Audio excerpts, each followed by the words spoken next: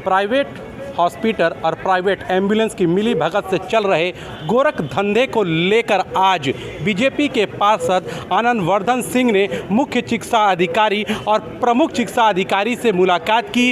इन्होंने उनसे मुलाकात किया और आइए इनसे जानते हैं कि इन्हें क्या आश्वासन मिला है वहाँ से।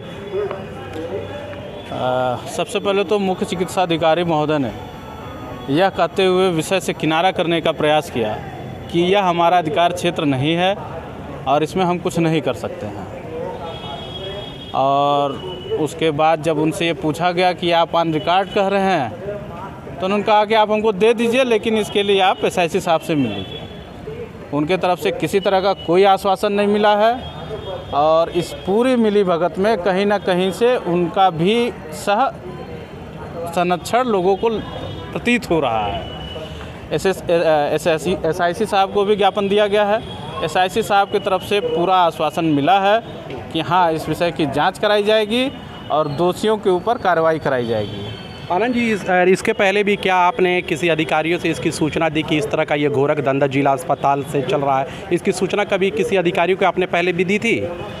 हाँ, इसकी सूचना लॉकडाउन के पहले, मतलब लगभग 1.5 से 2 साल पहले इसकी सूचना मुख्य चिकित्सा अधिकारी महोदय को दी गई थी और इस विषय को मैंने पोर्टल पर भी, मुख्यमंत्री जी के पोर्टल पर भी डाला था। ये आनंद जी, अगर बात करें तो आप यहाँ के स्थानीय पार्षद हैं और किस तरह से ये गोरख धंधा यहाँ से चल रहा है? हॉस्पिटल स्टाफ की मिली भगत से ये गोरख धंधा चल रहा है। कुछ प्राइवेट हॉस्पिटल वाले हैं जिन्होंने अपनी एम्बुलेंस हॉस्पिटल के अगल बगल के क्षेत्रों में लगा रखी है और कुछ स्थानीय लोग हैं जो जिला चिकित्सालय के इमरजेंसी विभाग में घूमते रहते हैं। वो लोगों को हॉस्पिटल स्टाफ लोगों को बरगलाता है कि यहाँ पर सही इलाज नहीं मिल पाएगा और उनको प्राइवेट हॉस्पिटल ले जाइए अपने मरीज़ को, और उन प्राइवेट एम्बुलेंस वालों को बुला करके उनके सुपुर्द कर दिया जाता है मरीज़ को। एक तरह से यह मरीजों को बेचने का कार्य किया जा रहा है। वो प्राइवेट एम्बुलेंस वाले उन मरीजों को लेकर के प्राइवेट हॉस्पिटल में जाते हैं, जहाँ पर प्रति मरीज़ कुछ पैसा उनको हॉस्पिटलों से मिलता है। जी, इसके पहले आपने शिकायत की थी तो क्या कार्रवाई तब हुआ था? हमारी शिकायत पर उस समय कोई कार्रवाई नहीं हुई थी। 2-4 दिन के लिए एम्बुलेंस हट गए थे। उसके बाद कुछ आप लोगों द्वारा, मीडिया बंधुओं द्वारा भी इस प्रकरण को उठाया गया था। उस समय एसआईसी साहब ने कुछ कार्रवाई की थी। क्या कार्रवाई की थी यह हम लोग के संज्ञान में नहीं है, लेकिन एक आध हफ्ते 10 दिन के लिए एम्बुलेंस हट गए थे और फिर वही ढाक के 3 पात वाली स्थिति, फिर से सारे एम्बुलेंस और दलाल इसी हॉस्पिटल में घूम रहे हैं और मरीजों को यहाँ से प्राइवेट हॉस्पिटल ले जा कर के उनको बेचने का काम कर रहे हैं। जी, आज प्रमुख अधीक्षक जी से फिर आपकी मुलाकात हुई है, उन्होंने क्या आश्वासन दिया आपको?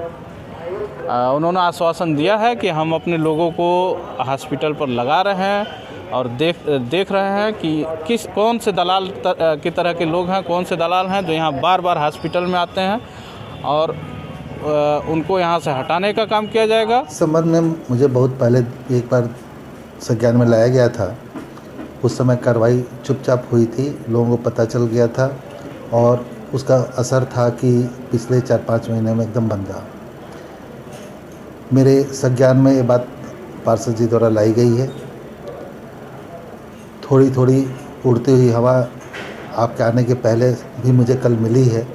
इस संबंध में मैं अपने स्पाइस को लगा दिया हूँ कि इस संबंध में मुझे सूचना और साक्ष्य के साथ उपलब्ध कराएं, जिससे आगे विधिक और नियमानुसार कार्रवाई हो सके।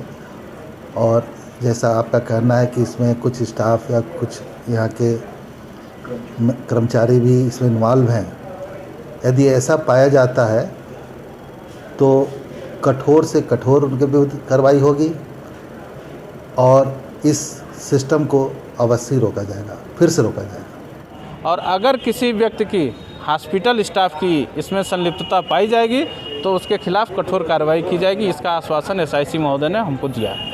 ये हमारे साथ थे बीजेपी के पार्षद आनंद वर्धन सिंह।